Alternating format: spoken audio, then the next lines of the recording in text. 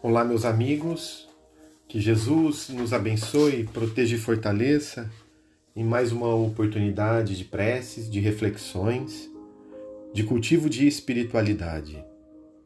Vamos elevar o nosso pensamento a Jesus e pedir ao Divino Amigo e Mestre que possa nos abençoar, fortalecer na caminhada, que tenhamos muita esperança, muita compreensão da vida e dos porquês, muito entendimento das leis de Deus que agem na nossa existência. Que estejamos firmes na fé, resilientes diante das dificuldades, perseverantes e repletos de coragem, fazendo ao próximo aquilo que gostaríamos que o próximo também, por sua vez, nos fizesse. Guarda-nos, Senhor, e envolve-nos a todos hoje e sempre. Assim seja. Dando continuidade ao estudo do livro Vinha de Luz, chegamos ao capítulo 46, cujo título é Crescei, onde Emmanuel, através de Chico Xavier, traz uma passagem da segunda carta de Pedro 3,18. Antes crescei na graça e no conhecimento de nosso Senhor e Salvador Jesus Cristo. Comentários do benfeitor. A situação de destaque preocupa constantemente a ideia do homem. O próprio mendigo, esfarrapado e faminto, muita vez permanece orgulhoso na expectativa de realce no céu. Habitualmente, porém, toda ansiedade nesse particular é propósito mal dirigido, objetivando o crescimento ao inverso. Não seria propriamente o ato de se desenvolver, mas de inchar. Nessa mesma pauta, muitos aprendizes irrequietos pleiteiam altas remunerações financeiras, favores do dinheiro fácil, elevação aos postos de autoridade, invocando a necessidade de crescer para maior eficiência no serviço do Cristo. Isso, contudo, quase sempre é por ilusão. Materializadas as exigências, transformam-se em servidores rodeados de impedimentos. O Mestre Divino que organizou a vida planetária ao influxo do Eterno Pai possui suficiente poder e, para a execução de sua obra, não se demoraria à espera de que esse ou aquele dos aprendizes se convertesse em especialista em determinados negócios do mundo.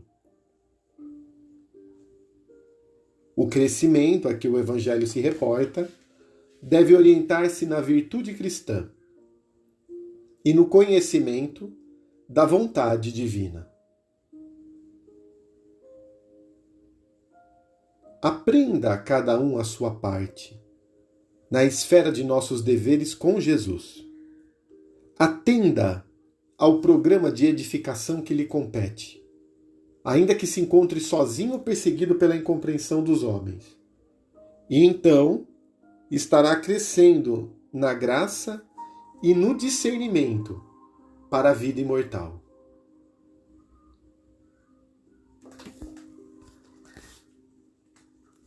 Meus amigos,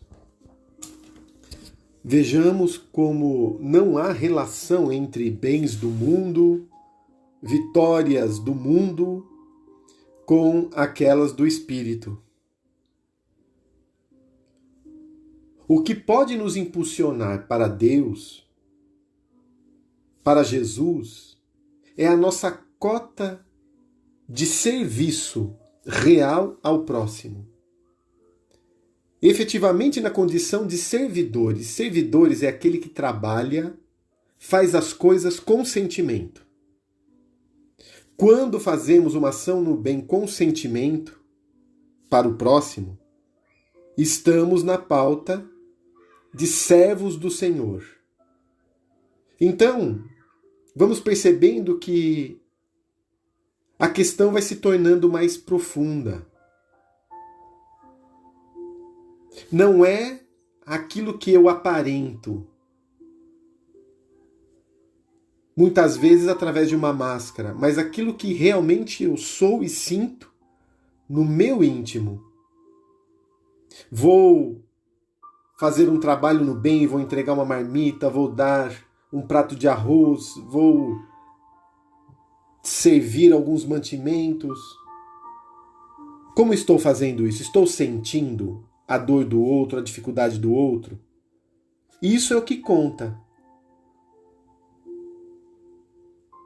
De tal modo que nada do que é material, em verdade, vai fazer com que sejamos favorecidos. Obviamente, não é errado ter as coisas do mundo. Podemos ser embaixadores do céu quando há recursos.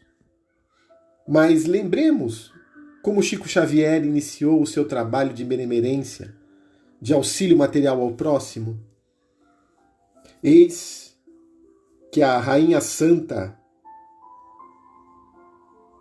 Isabel surge para ele e pede para que ele inicie um trabalho. E ele fala, mas eu não tenho nenhum recurso. Ela fala, entregue, comece entregando um pão.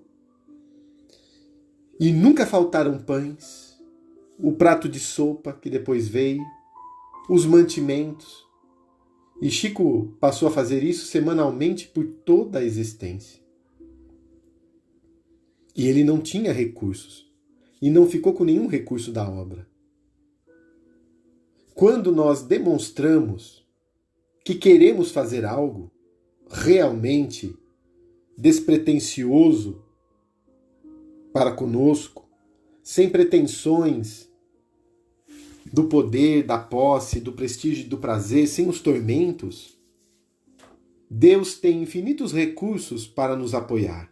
Os espíritos superiores, percebendo que queremos fazer algo válido, vêm a nosso socorro, nos impulsiona, nos fortalece, nos ampara. Então vamos percebendo que o trabalho em si é o que conta. Como fazemos cada coisa. Quem for fiel no pouco será fiel no muito. E muitos que guardam a ideia da falta de recurso, da pobreza, ainda aí podem estar alimentando os tóxicos da alma. Como diz Emmanuel, o próprio mendigo esfarrapado e faminto muitas vezes permanece orgulhoso na expectativa de realce no céu. Olha, eu sou tão pobre aqui, mas lá no céu eu vou ter a minha vez. Já perdeu a oportunidade. Lembrando que cada um tem a sua existência, tem o seu planejamento reencarnatório. A obra de Deus é contínua. O Pai trabalha sempre. Disse Jesus que ele também trabalha. E eu trabalho também, diz o Mestre. Nós é que precisamos nos enquadrar nessa rotina do trabalho. Nós é que precisamos movimentar a alma. Deus continuadamente vigia, ampara, apoia. Mas que bom se pudermos ser contados no livro de Deus quando Ele precisar de algo. Quando Ele precisar de alguma coisa, de alguma ajuda a um seu filho, Ele abre a caderneta e encontra o nosso nome lá. Com quem eu poderei contar? Pensou se o nosso nome está ali escrito? Só que, justamente quando está escrito, Ele envia os seus filhos.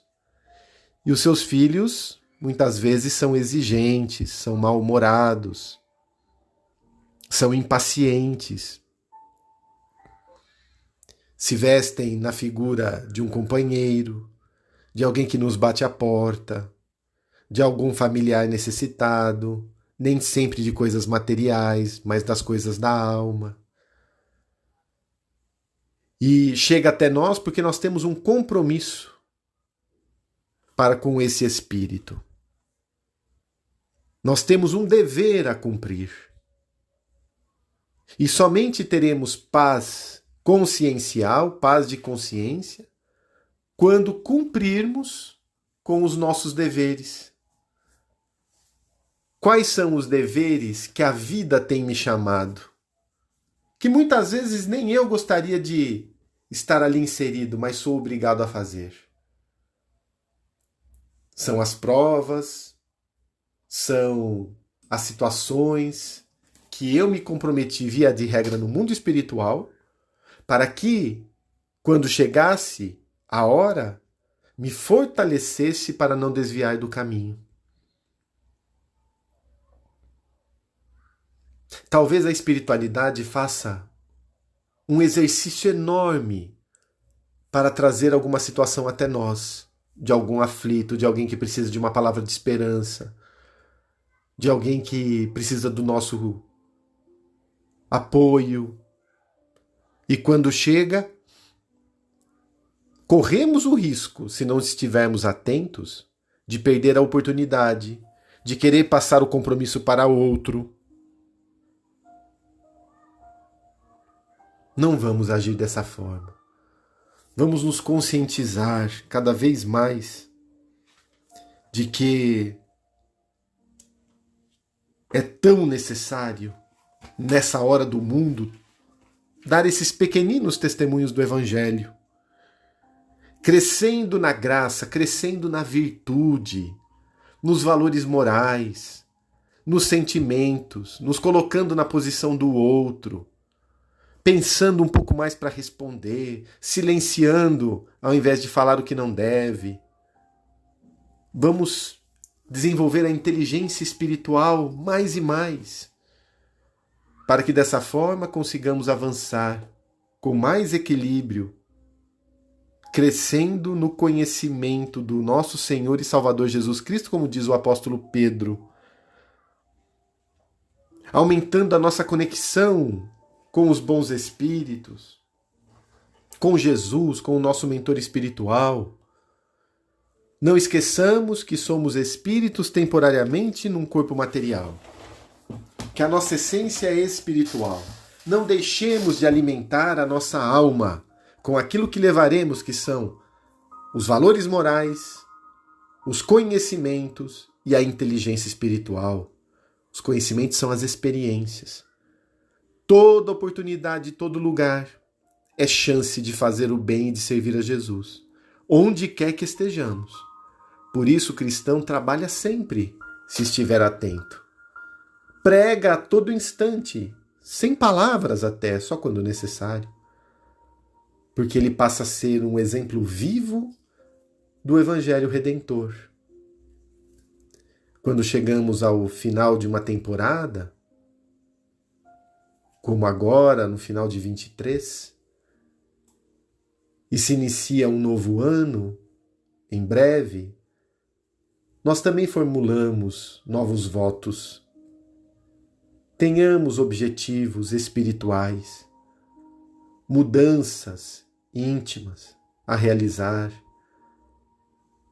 Nos aproximemos daquele distanciado, sejamos mais gratos à vida, oremos mais, façamos mais o bem, vamos nos engajar a um trabalho do bem, para que em 24 seja o melhor ano, vencendo muitos impedimentos negativos e crescendo para Jesus.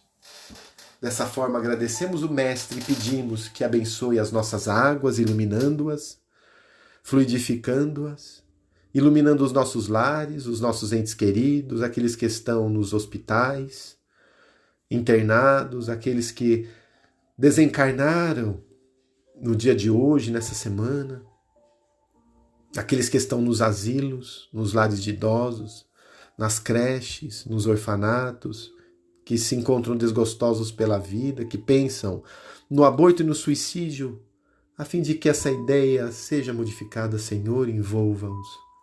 Ilumine a todos nós, para que tenhamos mais e mais conexão com o alto e estejamos mais vinculados à tua vibração e ao teu pensamento, Jesus. Muito obrigado, nos ilumine e nos envolva por completo hoje e sempre. Assim seja.